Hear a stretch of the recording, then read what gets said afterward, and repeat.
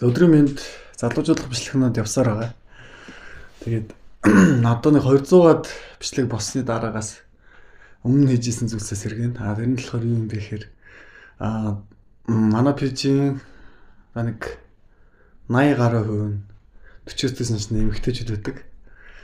Тэгээд өмнө нь одоо тэгээ альва нэг зүйлийг төгс ингээд сайн болгочих юм бол ингээд өөр зүйл рүү ингээд хөрвж болдсон шүү дээ. Тэгэхээр манай пэйжийн зорилго юм уу суурь нь яг боловсролын зорилготой пэйжтэй. Тэгэхээр боловсролын зорилготой пэйж жоохон хүн зэдэ ярддаг ч гэсэн хөгжилтэй байдлаар ингээд хөрвж болдог байхгүй юу яванда. Ингээд огт мэддэггүй хүнд бол энэ жоохон үлгэрийн санагдана. Утнаас гэдэг сэдвийг яаж инээдтэй болгож ярих юм бэ гэвэл ингээ маш олон удаа яриад, мянган удаа яриад, хэдэн мянган удаа ярьсан, маш олон жил оролцсон бол тэр хүнд гэдэг сэдвийг ч гэсэн хөнгөн болгоод, тэгээд энгийн болгоод, эсвэл хүүхдэд ойлгохтойгоор хэмжээнд зааж өгч чаддаг байхгүй. Тийм. Тэгэхээр одоо яг би тэр чадруудаа сэргэж эхлэж байгаа гэсэн. Хоёрдугаар болохоор хүрээлэлтэд хэлнэ. Хүрээлэлтэд хэлэх буюу ямар зорилго байгаа юм бэ гэхээр одоо ингээ Facebook дээр ч юм уу те сошиал дээр ингээд юм хийдэг мөртлөө би даагч олон даагчтай болохыг хүсэхгүй гэвэл тэр худлаа ярьж байгаа болно. Тэр бид яг мэдээж олон даагчтай болохыг хүсдэг. Тэгэхээр яг яваандаа гэсэн үг шүү дээ. Одоо ингээд эгчнэр гэж ярил л да. Эгчнэрийн хүүхэд гэж мэдээж байж дараа тийм үү. Хүүхэдтэйгээ ойлголцдоггүй. Манай хүүхэд ингээд тантай чадсуу ч юм уу. За эсвэл танаас жоохон дүү байхгүй юу гэд тэр хүүхдэд энэ санаануудыг хэрхэн ойлгох вэ? Тэр хүүхдэд энэ санаанууд хэрхэн ашиглаад тусах вэ гэж асуудаг. Тэгэхээр мэдээж ашигтай байдал байдаг.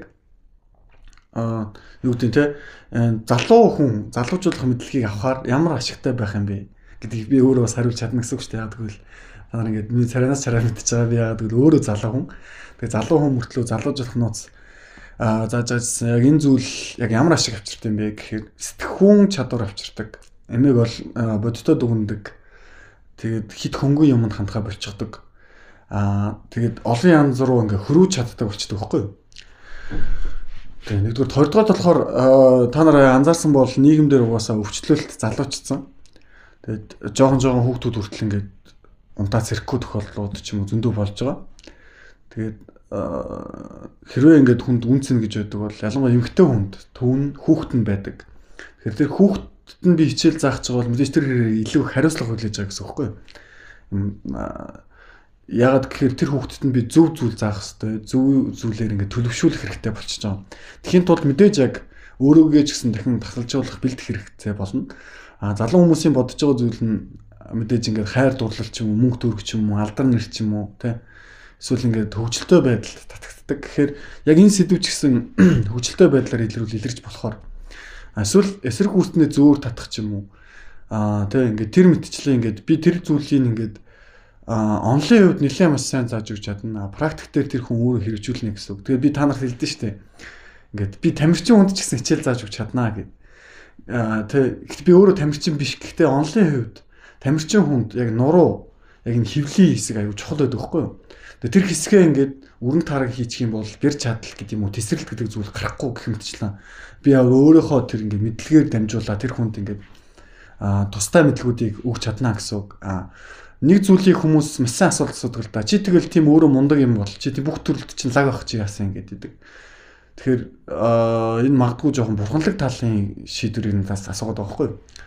Ер нь ямар хүн залуу наснда бэр чадал, оюун ухаан бүх зүйлээ төгсрүүлж чаддсан бэ гэхээр тийм мэдээж тийм жишээнүүд байдаг л да. Миний байнга хэлдэг жишээнүүд бол мэдээж тэр будтай христэн тий. Яг яагаад гэвэл манай пэйж тодорхой хэмжээний шашны зурх учраас шашны тийм хүмүүсийн жишээ авах зэрэг болно. Тэгээд хэлэх юм бол будтай бол зөвхөн тийм дарахаа юу ч хийдэг хүн байсан гэвэл буруу юм болно. Хааны ханхуу байсан. Бүх төрлийн тулааны урлагт тий мэрэгжлийн маш сайн. Тэгээд удирдах чадвар маш өндөртэй. Тэг ингээ хүмүүст ойлголцох чадвар маш өндөртэй хүмүүс энгийн үедээ чсэн. Христийг чсэн бид нар заавал дандаа ингээ юу талаас нь бодоод байдаг. Нэг юм хайрл гэж бодоод байдаг. Үгүй байхгүй маш сайн номлогч. Тэгсэн дээрээс нь дайсаглах үзэлж гисэн.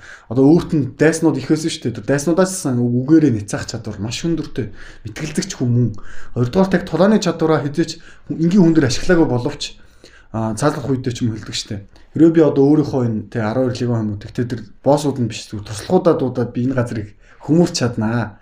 Гэтэ тийх хэрэггүй эцгийн үст бэлгэдэг гэх мэтчлэн бүр ингээд хүч чадал нь бүр сүнслэг тал өөрөө хитийцсэн, хүнээс давсан чадваруудтай байсан гэсэн үг. Тэгэхээр би мэдээж танаа хүүхдүүдийг тийм болгохгүйгүй. Гэхдээ яг тийм том мэдлэгийн наан, яг тиймэрхүү мэдлгүүд бас байдгаа л гэсэн үг. Тэгэхээр яг надаас тэгж асуудаг хүмүүст зориулж хэлэхэд мэдээж яг зөв хүмүүс, зөв маягаар хэлэх юм бол тийм ээ тийм би бас тэр төрөлдөө хөгжих хэрэгтэй шүү гэж ингээ зөв маягаар хүлээж явна. Хэрвээ зүгээр яг хэрвээ тэг чаддсан юм уу, тийм хэмжээний мэдлэг өгч чадах юм уу гэвэл чадна гэсэн үг. Тийм хэмжээнд байхын тулд харин дахиад хэлэхэд дахиад өөрийгөө дасгалжуулах хэрэгтэй. Тэгээд өмнө жилийн ч юм уу нэлээд олон хугацааны маш олон бичлэгүүдийн дараа, маш олон зүйлсийн дараа тэгээд ингээд хүн чинь нэг юм өөр нэгсэн зон бүрдүүлж штэ. Одоо наадмаар бол бэлтгэл хана гэсэн үг штэ. Хэрвээ бүх хүн ингээд бэлтгэл хийхгүй бодчих юм бол ингээд барилдаж байгаа бочин тийм үү даргалал нь биений даашир тэрнтэй адилхан яг хэрвээ энэ зүйлийг бүхэн бэлтгэл гэж үзвэл яг нэг тийм наадмын 90 орно гэдэг шиг тийм үе байдаг байхгүй. Тэр ирээ ингээд амар удаан хадгалах боломжтой гэсэн. Тэр өмнө жилийн тухайд болохоор тэр маш олон бичлэгүүдийн дараа би ингээд залуу хүнтэй ч маш сайн ойлголцдог бүх хүнтэй нэг ойлголцох хэмжээний тэг ингээд хурдтай ойлголцох тэг жишээнүүд нь сайн ч юм уу тийм болцсон байсан. Одоо тэр чадруудаа болохоор нэг ойрцоо нэг 50-60 бичлэгийн дараа сэргийчих байх. Тэгэхээр тийм болох боломжтой гэсэн үг ээ. Тэгэхээр ер нь та нар ингээ хийж байгаа зүйлсийг өөрийнхөө төр чаддаг зүйлстэй харьцуулаад тэгээд илүү ингээд хөрүүлээд ойлгочих юм бол илүү сайн шүү. Бичлэг гэдэг бол бичлэг байдаг олон нийтэд хандж байгаа зүйлс. Мэдээж уулзаад ярилцаад ойлголцвол илүү сайн ойлголцох юмнууд байна. Гэхдээ тэрийгээ би хэлцдээ штэ хамгийн тав тухтай хамгийн сайн ойлголцож байгаа хүрээлтэйгээ хийнэ.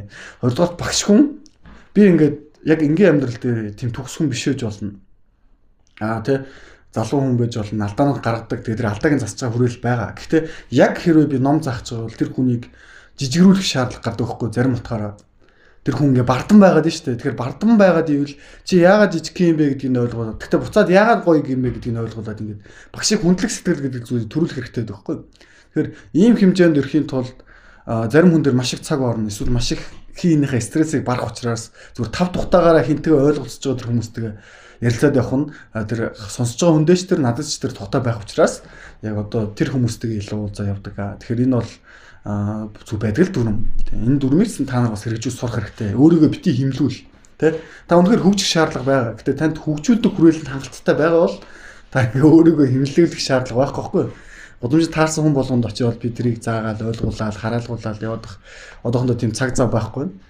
Тийм болохоор дүнж ихж байгаа үед бол гэдэг байсан хамаагүй. Гэтэл маш олон хүнтэй талбай дээр ч юм уу гараад хүмүүстэй таарал. Тэгэл зарим нь хинлэн зарим нь хэрэлдэн бүгдээ нэг үүдчихсэн би өөр ингэ ахаад твшидэн гэсэн үг шүү дээ. Одоо болохоор цагаа хэмнэнгээ илүү тухтаагаар ингэ төгжүүлэх шаардлага байгаа. Тэгээд яг видеоны үндсэн санаа нь болохоор бүх төрөл рүү хөрвүүлж чаднаа. Тэр бэлтгэлээ би бас хийгээд эхэлсэн. Та нарцсан бас бэлтгэлээ хийгээрэй. Тэгээд боломжтой шүү. Энэ сэдв бол урт нас гэдэг сэдв, залууж гэдэг сэдв, шашин гэдэг сэдв ч гэсэн яг үндэ хөгжилтэй сэдв ч мөн, залуу хүний сэдв бас мөн. Зүгээр тэр хэмжээнд нь бид нар өөрсдөө ойлгуулж чадаагүй байна гэдэг чинь тэр зүйлээ тэр хэмжээнд нь сурч чадаагүй байна гэсэн үг. Тэгэхээр 5 настай хүүхдэд ч ойлгоцгол хэмжээнд заахын тулд энэ зүйлээ ингээ хийгээд хичээж байгаа. Тэгээд та нар ч бас хичээгээрэй. Амжилт.